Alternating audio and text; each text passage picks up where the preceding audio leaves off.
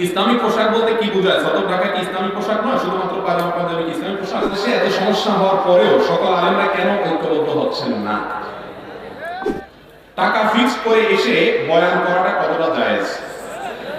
আমাদের দেশে মেয়ে বিবাহ দেওয়ার পরে বিভিন্ন সময়ে নানা ধরনের উপঢৌকন পাঠানো হয়, যেমন শীতের নাস্তা, কোরবানি, গরুর মাংস, মশলা ইত্যাদি। এগুলো সম্পর্কে কি বলবেন? ইসলামী নাটকে কিছু কিছু ক্ষেত্রে ব্যাকগ্রাউন্ড মিউজিক ব্যবহার করতে হয়, জানতে চাই তা জায়েজ আছে কি? ইসলামিক পোশাক বলতে কি বোঝায়? সদর ঢাকা কি ইসলামিক পোশাক নয়? শুধুমাত্র পায়জামা পাঞ্জাবি কি ইসলামিক পোশাক? পোশাক সম্পর্কে জানতে হলে ডক্টর মুফতি আব্দুল্লাহ জাহাঙ্গীর রাহমাহুল্লাহ রচিত পোশাক, পর্দা ও দেহসজ্জা এই বইটা কিনবেন। এত চমৎকার একটা বই, সবাই পড়া উচিত। এখানে স্যার রাহমাহুল্লাহ অমুসলিমদের অনেক গবেষণার কথা উল্লেখ করেছেন। সংক্ষেপে শুধু এটুকু বলি, ইসলামী পোশাক বলতে বিশেষ কোনো টাইপের পোশাক নাই। এই যে জুব্বা পাঞ্জাবি পরছি আমরা, এগুলো কোনো ইসলামী পোশাক বলতে কোনো কিছু না। ইসলামী পোশাকের কিছু ড্রেস কোড দেওয়া আছে, যেমন পুরুষরা মেয়েদের মতো পোশাক পরবে না, সতর ঢাকে এরকম পোশাক পরবে, অমুসলিমদের মার্কা বহন করে এমন কোনো পোশাক পরবে না। আজকাল দেখবেন পাঞ্জাবির সাথে ওড়না পাওয়া যায়, আছে কিনা? নাই। ওড়না থাকবে মেয়েদের, ওদের পাঞ্জাবির সাথে ওড়না থাকলে এটা কি নাই? জায়েজ নাই, এটা মেয়েদের থাকবে। এখন মেয়েদের পাঞ্জাবিতে ওড়না থাকে না, পাঞ্জাবিতে না কি বলে, এদের জামাতে ওড়না থাকে না। ওড়না চলে আসছে কাদের? পুরুষের পাঞ্জাবি। শয়তানে এটা ওইটা লাগিয়ে দিচ্ছে, তো এটা জায়েজ নাই। কিন্তু বিশেষ কিসিমের পাঞ্জাবি, হাঁ, গোল, জুব্বা, এরকম কোনো নির্দেশনা ইসলাম দেয় নাই। শার্ট প্যান্ট পরে যে মানুষ ইসলামী পোশাক পরতে পারে, যদি ওই শর্তগুলো সে পালন করে চলে, তা কোনো কিছু যেন না যায়। মেয়েদের ক্ষেত্রে পুরুষের সাদৃশ্য হবে না, বাজে মেয়েদের কোনো মডেলদের কোনো অনুসরণ করবে না, এবং পর্দা প্রসিদ্ধা থাকে এরকম পোশাক করবে, অতিরিক্ত পাতলা পোশাক করবে না। এ হলো ইসলামের ক্ষেত্রে পোশাকের ক্ষেত্রে ড্রেস কোড। বাংলাদেশে এত সমস্যা হওয়ার পরেও সকল আলেমরা কেন ঐক্যবদ্ধ হচ্ছেন না? আলেমরা বেশিরভাগ বিষয়ে ঐক্যবদ্ধ, আলহামদুলিল্লাহ। বাংলাদেশের 6 ওয়াক্ত নামাজের কথা বলা আলেম আছে কোনো? জোহরের নামাজ 6 রাকাতের পক্ষে কোনো আলেম আছে? শুধুমাত্র অনৈক্যগুলোকে অনেকে বড় করে দেখে। আমি দেখি যে 99% বিষয়ে সবাই অমিলের বিষয়গুলো বেশি না কম? কম। এই কমটাও দূরত্বটা করে যাবে। আপনাদের একটা দায়িত্ব আছে, আর সবচেয়ে বেশি দায়িত্ব কেন লাগবে বলবো? কোথায় আমি কি ওয়াজ করলাম না করলাম, আমি কারণ নামও নেই, নেই ইশারাও দেই না, আমার মাথায়ও নেই, ভিডিও কেটে তার সাথে লাগাই দিলেন। কাজটা কি হালাল না হারাম? সবচেয়ে ওয়াজ বেশি শুনে ক্যামেরা, আর ওয়াজ শোনার পরে আবার এই যে আকামটা করেন, আল্লাহর কাছে জবাব করা লাগবে কি লাগবে না? ওলামায়ে কেরামের একজনের সাথে আরেকজনকে বাঁধানোর জন্য ভক্তদের দায় অনেক বেশি। আমার ভক্ত, ওনার 14 গোষ্ঠী উদ্ধার করে আছে না নেই? ওনার ভক্ত আবার আমার 14 গোষ্ঠী উদ্ধার। কিয়ামতের ময়দানে আল্লাহর কাছে যখন আপনি ধরা খাবেন, গালি দেওয়া কি হালাল কাজ না হারাম কাজ?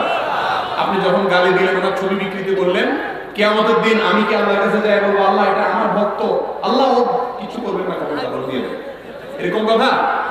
আপনার হুজুর নিজেদের উপরে থাকবে, আপনাদের উপর থেকে বাঁচাবে, নিজের আমল নিজেকে বাঁচাবে, আল্লাহর রহমত ইনশাআল্লাহ। অতএব ওলামাদের মধ্যে ঐক্য সৃষ্টি হোক যদি চান, কাউকে ভক্তি করেন ভালো কথা, অন্যের বিরুদ্ধে বিষোদ্গার করতে যাবেন সোশ্যাল মিডিয়াতে, ফেসবুকে, কোথাও লেখালেখি করবেন না। এটা আপনাদের দায়িত্ব, মানতে পারবেন ইনশাআল্লাহ? আর আমার ইউটিউবার ভাইরা বললেও লাভ হবে কিনা আল্লাহ জানে ভালো।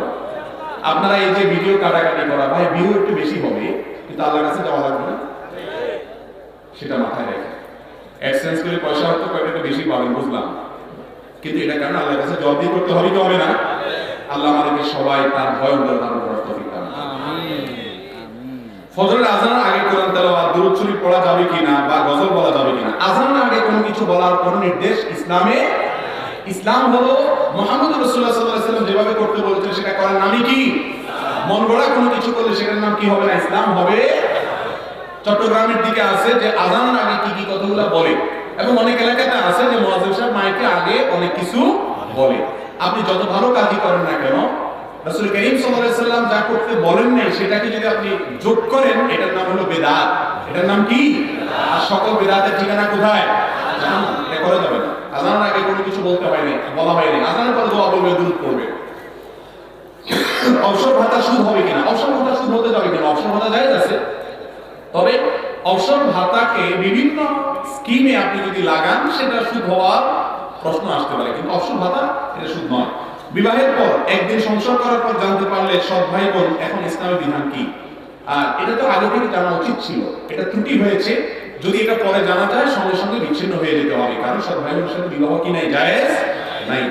ইসলামের দৃষ্টিকোণ থেকে বিয়ের আগে তো প্রেম করা হারাম, কিন্তু যারা প্রেম করে বিয়ে করে তাদের বিয়ে কত পার্সেন্ট হারাম? ভাই এটা তো উত্তর আমরা দিয়ে ফেলেছি। তারপরে শুধু এটুকু বলি যে বিবাহ যদি করে, অনেকে মনে করে আপনার কালো টাকা সাদা করার একটা সিস্টেম আছে না, তো মনে করে যে প্রেম করার পরে বিয়ে করে ফেললে বোধ হয় আগের গুলো সব সাদা হয়ে যায়। না, এটা ভুল কথা। যদি বিয়ে করেন তাহলে বিয়ে করছেন ভালো কথা, কিন্তু আগে যে আকাম করছেন সেটা বিয়ের কারণে মাফ হবে। জামাই বউ দুজন আল্লাহর কাছে চোখের পানি ফেলে মাফ চান আর লজ্জিত হন। নির্লজ্জের মতো হারাম কাজ করেছেন, আল্লাহর কাছে মাফ চাইতে হবে। বিয়ে করলে আগেটা কি হয়ে যাবে না? হালাল হয়ে যাবে না, তা বিবাহ হয়ে যাবে সমস্যা নেই। ধূমপানের ক্ষতি কি কি? ধূমপান করা কি হারাম? ধূমপান মানুষের স্বাস্থ্যের জন্য ক্ষতিকর, ইসলামের জন্য ক্ষতিকর কোনো কিছু মানুষের গ্রহণ করা খাওয়া জায়েজ নাই। আল্লাহ বলেছেন তাহলে বলে নিজেকে শেষ করিও না। ধূমপান এটা ক্ষতিকর কিছু নেওয়া জায়েজ নাই। টাকা ফিক্স করে এসে বয়ান করাটা কতটা জায়েজ? আমি দেখিনি এই প্রশ্নটা, দেখলে হয়তো উত্তর দিতাম না। উত্তর কেন দিতেন না? কারণ হলো এই সমস্ত প্রশ্ন অনেক লম্বা কথা উত্তর দিতে আমার সময় নেই। তারপরে সংক্ষেপে বলি যে যে কাজে টাকা নেওয়া যায় সে কাজে চুক্তি করাও নাজায়েজ হলে নেওয়াও জায়েজ হবে না, চুক্তি করাও কি হবে না? জায়েজ হবে। মৌলিকভাবে ওয়াজ মাহফিলে আসার আগে টাকার চুক্তি করা, না দিলে ঝগড়াঝাটি করা, এটা কোনো আলেমের ইসলাম প্রচারকের শান হতে পারে না। রাসূল আকরাম সাল্লাল্লাহু আলাইহি ওয়াসাল্লাম তো দিন প্রচার করতে গিয়ে মায়ের খাইছেন। আপনারা তো আমাদেরকে একটু ভাত তরকারিও দেন, ভালো ভালো আবার পয়সাও দেন, সেখানে চুক্তি করতে হবে না। কিন্তু মুশকিল হলো চুক্তিটা আসলে অনেক সময় সাদে করে না। আমি চট্টগ্রামে এক জায়গায় গেছি, অনেক ভেতরে মাহফিল সব শেষ করে আমরা এসে বাসে উঠে সভা দিয়ে হুজুর যান। আরে ভাই বুঝলাম যাবো, আমার বাসের ভাড়া তো দিব, বাসের ভাড়া যদি না দাও, আমার তো প্রতিদিন মাহফিলে যাওয়ার আগে আমি বাবা দশমে বেশি এসে মাহফিল করবো। এখন মুশকিল হলো যে আয়োজকরাও অনেক সময় দায়িত্বশীল আচরণ করেন না, আবার আলেমরাও আলেমের শানের থেকে বাইরে হয়ে যায়। এটাকে পয়সা কামানোর মাধ্যম বানায় ফেলেছে। এটা কখনো কোনো আলেমের শান হতে, আমি তো বলি যে এক জায়গায় কম দিলে আর জায়গায় একটু বেশি দিয়েছে, আলহামদুলিল্লাহ গড়ে সমান হয়ে যাবে। কিন্তু আয়োজকদেরও দায়িত্বশীল ভূমিকা রাখা উচিত। অনেক ওলামায়ে কেরাম দেখা যায় যে ওয়াজ মাহফিল করতে গিয়ে কয়েকদিন আগে কোনো আলেম জানি গাড়ি অ্যাক্সিডেন্ট করে নতুন গাড়ি শেষ হয়ে গেছে, সাদিক সাহেব না, এরকম অনেক ওলামায়ে কেরাম আছে। মৌলানা হাসান জামিল সাহেব একবার দেখলাম যে মাহফিল থেকে আসার সময় গাড়ি শেষ হয়ে গেছে, গাড়ির দাম কত। এই জন্য মাহফিলের আয়োজকরাও দায়িত্বশীল ভূমিকা রাখা উচিত। মাহফিলের নাম দিয়ে লাখ লাখ টাকা উঠাইয়া হুজুরের কোনো রকম বিদে দেখে বাকিগুলো বাজার করে নিয়ে নিলেন, অথবা বাকিগুলো দিয়ে অন্য কোনো কাজ করলেন। ভালো করে শুনে রাখেন, মাহফিল আয়োজকরা অনেক সময় টাকা উঠাইয়া টাকা বাঁচায়, ইচ্ছাকৃত টাকা বাঁচাইয়া লাগবে 2 লাখ, উঠাইলেন 5 লাখ, বাকি 3 লাখ আপনি অন্য তথাকথিত ভালো কাজ করলেন, এটা কিন্তু জায়েজ। হ্যাঁ, আপনি কার্পণ্য করলেন না, এরপরও কিছু থেকে গেছে, সেটা দিয়ে যে কোনো ভালো কাজ করতে পারেন। কিন্তু আপনি প্ল্যান করেছেন, মানুষ থেকে নিয়েছেন, মাহফিলের কথা বলে আপনার উদ্দেশ্য হলো 10 টাকা খরচ করে 20 টাকা বাঁচাবো, আমার অন্য কোনো টার্গেট আছে, এটা হলো প্রতারণা, এটা জায়েজ না। অতএব শুধুমাত্র হুজুরদের বিরুদ্ধে মাসালা ঢুকাই দিলেন, আয়োজকদের বিরুদ্ধে 2-4টা বলেন। আল্লাহ আমাদের সবাইকে আল্লাহর ভয় লালন রাখতে দান করুন। তবে এইভাবে টাকা হাঁকাইয়া এবং এটা নিয়ে বার্গেনিং করে বাড়াবাড়ি করে ওয়াজ মাহফিল করা কোনো আলেমের শান হতে পারে না। আমাদের দেশে মেয়ে বিবাহ দেওয়ার পরে বিভিন্ন সময় নানান ধরনের উপঢৌকন পাঠানো হয়, যেমন শীতের নাস্তা, কোরবানি, গরুর মাংস, মশলা ইত্যাদি। এগুলো সম্পর্কে কি বলবেন? মেয়ে বিয়ের পরে বিভিন্ন ধরনের উপঢৌকন পাঠানো হয়। দেখেন, আমি সবসময় বলি এই কথাগুলো, মেয়ে বিয়ের পরে যৌতুক নেওয়া, সেটা পিঠার নাম দিয়া হোক, ফলের নাম দিয়া হোক, এটা হলো সবচেয়ে বড় নির্লজ্জতা এবং নিকৃষ্ট ডাকাতি। ঠিক বলে জোগাড় দিয়ে লাভ নাই। যুবকরা হিম্মত করেন, আমার বিয়েতে শ্বশুরবাড়ি থেকে কোনো সুতাও নেব না ইনশাআল্লাহ। মুরব্বীরা নিয়ে নিলে ফেরত দেন, নিয়ে থাকলে ফেরত দিয়ে দেন। শেখ বলতেছেন, ভালো কথা বলছেন, নিয়ে থাকলে ফেরত দেন। দেখেন ভাই, আমার বিয়েতে আমার শাশুড়ি একটা ফ্রিজ দিয়েছে, তখন 10,000 টাকা দামের একটা ফ্রিজ দিয়েছে। আমার ওয়াইফকে আমি বলেছি এটা আমি তো ঘরে ঢুকতেই দিব, এটা ফেরত দিয়ে আসতে হবে। যাই হোক, অনেক জোরাজোরি করে এটা দিচ্ছে। আমি 3-4 বছর ব্যবহার করার পরে হাদিয়া দিচ্ছে, এখন কিছু করার জোর করে 3-4 বছর ব্যবহার করার পরে আমি 2009 সালে যখন সৌদি আরব চলে যাই, ওটা আবার কৌশলে শাশুড়ির বাসায় দিয়ে আমি চলে গেছি। আগে ধর কারিগর ফেরত নেই। যুবকরা বা মুরব্বীরা অনেক সময় করে কি জানেন, মাসালা ঘুরায় নেয়। মেয়ে যখন বিয়ে দেয় তখন এই মাসালাগুলো খুব ভালো করে বলে, হুজুর ভিডিওটা খুঁজে দেখায়, বেশাব দেখেন তো কি বলছে হুজুরে। কিন্তু আবার নিজের ছেলেটা যখন বিয়ে করায় তখন আবার আমটা করে, তখন খুশি হয়ে গেলে তো যায় না। এই রোগটা আমাদের মধ্যে আছে না নেই? যৌতুক অভিশাপ, যৌতুক সামাজিক অভিশাপ। দিনদার কপালে সিল লাগাই ফেলছেন চিন্তা করতে করতে, এই সিলে কোনো কাজ হবে না যদি এই যৌতুক নেন। লজ্জা থাকা উচিত। মেয়ের বাপ, অন্যদিক চলে যাওয়ার কথা আমি শেষ করি। মেয়ের বাপ মেয়েটাকে জন্ম দেওয়ার পরে বড় করা পর্যন্ত লক্ষ লক্ষ টাকা ইনভেস্ট করছে কি করে না মেয়ের জন্য। আপনি ছেলে তো শ্বশুর মশাইকে যাই বলা উচিত, আব্বা জান এই মেয়েরে পড়াইছেন, এমএ পাস করেছেন আপনি, আর ওই এমএ পাসের সার্ভিসটা দিচ্ছে আমার ঘরে, আমার বাচ্চা কাচ্চা পড়াচ্ছে, ঠিক না বেঠিক? অসুস্থ ছিল, সুস্থ করছেন আপনি, এখন কাজ করতেছেন আমার বাসা, ঠিক না বেঠিক? সব পয়সা খরচ করলেন আপনি, সার্ভিসটা দিচ্ছি আমি। অতএব কত খরচ হয়েছে বলেন, মানুষের মূল্য তো দিয়ে পারা যায় না, অন্তত সার্ভিস ফি বা খরচগুলো অন্তত দিন। এটা করা উচিত যুবকদেরকে। উল্টা আরো বেহায়ার মতো বলে যে মেয়ে জন্ম দিছো কেন? এই জন্য তোমার শাস্তি, পিঠা দাও, আম দাও, কাঁঠাল দাও, নির্লজ্জের মতো। এর থেকে ভিক্ষা করা অনেক বেশি উত্তম। গরু দাও, কোরবানি গরু দেয়। আবার বিয়ের সময় মেয়ের বাড়িতে কতজন যাবে সেটা নিয়ে বার্গেনিং করে, 500 লোক যাবে, 600 লোক যাবে। খানার এত কল পড়ে গেছে, এত নির্লজ্জ হতে হবে কেন? নাম নয় বরযাত্রী, আমি বলি বরযাত্রী, বরযাত্রী বর। বিয়ের মধ্যে একটা খাওয়া আছে শুধু, মেয়ের বাড়িতে হবে। ঠিকঠাক বলে চিল্লাবেন, কিন্তু কাজে বেলা তো কিছু হয় না, সবই তো হয় তলে তলে সবাই করে। হিম্মত করবেন।